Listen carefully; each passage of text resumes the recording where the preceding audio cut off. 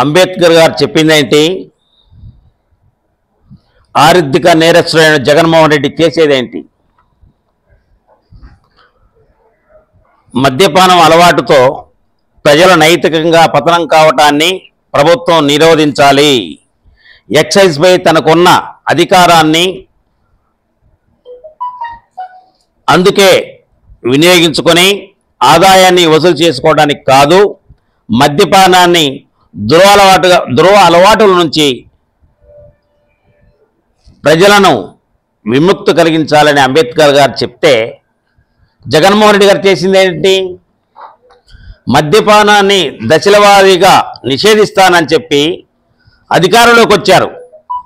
ప్రజల రక్త మాంసాలతో వ్యాపారం చేయననే మాటను నట్టేట్లో ముంచాడు, కలిపేశాడు. నిర్లక్ష్యగా నెత్తురు కూడు తిని 2019లో సీఎంగా కుర్చీలో ఎక్కినప్పటి నుంచి 115 లక్షల కోట్ల రూపాయల విలువైన మద్యాన్ని అమ్మించి ఖజానాతో పాటు మీ జేబులు నింపుకున్నారు. దానితో సరిపెట్టుకోకుండా ప్రజల యొక్క శరీరాన్ని కుళ్ళే విధంగా మీరు నాసిరకం మద్యం అమ్మారంటే మీరా? అంబేద్కర్ గారు విగ్రహాన్ని పెట్టేసి మీరు చేసినటువంటి తప్పుల్ని కప్పుచ్చుకుందాం అనుకున్నారా? అదేవిధంగా అంబేద్కర్ గారు ఏం చెప్పారు? ఎన్నికలను సక్రమంగా నిష్పక్షపాతంగా జరపడం అనేది ప్రజాస్వామ్యానికి పునాది వంటిది. చట్టసభలకు ఎవరిని పంపించాలన్నది పూర్తిగా ప్రజల ఇష్టం. అందుకుగాను ఓటు హక్కును వినియోగించి వారికి స్వేచ్ఛగా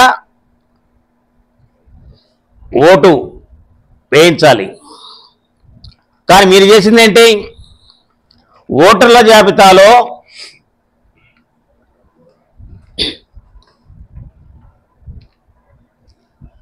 తప్పులు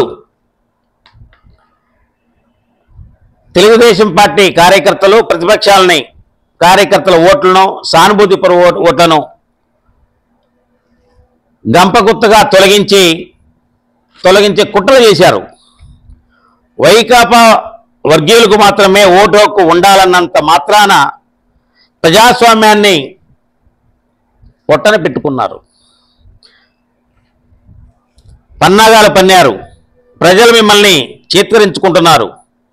వాలంటీర్లు మరియు కొందరు అధికారులు దొంగ ఓట్లు చేర్చి తిరుపతి బై ఎలక్షన్లో ప్రజాస్వామ్యాన్ని అపహాస్యం చేస్తే ఐఏఎస్ అధికారిని వేటు వేశారు.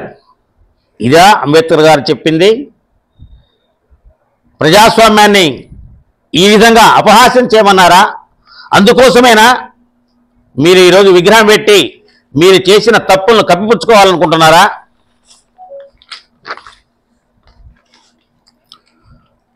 పౌరుల భావ ప్రకటన హక్కులో పత్రికా స్వేచ్ఛ అంతర్భాగం. పత్రికల్లో రాయాలంటే సంబంధిత వ్యక్తులు తమ భావ ప్రకటన స్వేచ్ఛను వినియోగించుకోవటం శాంతి భద్రతలు నైతిక ప్రయోజనాలకు తప్ప భావనా ప్రకటన స్వేచ్ఛకు పత్రికా స్వాతంత్ర్యానికి కుదింపు చేస్తూ ఏ చట్టము చేయకూడదని అంబేద్కర్ గారు చెప్తే మీరు చేసిందేంటి? మీ అనైతిక ప్రయోజనాల కోసం గిట్టని పత్రికలు ఛానళ్లను పగదీర్చుకునేందుకు